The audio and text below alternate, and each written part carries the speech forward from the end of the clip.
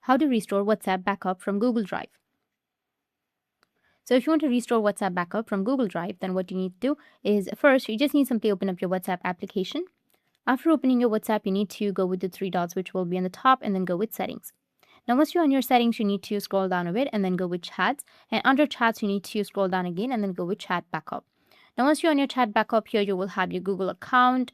So you need to just simply go with backup, tap on backup, and wait for the messages to back up.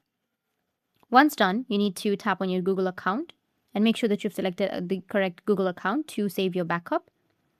Once done, you need to just go back and then open up your Google Drive. After opening your Google Drive, you need to go with the upper left, which has that three horizontal lines. Now you need to go with settings.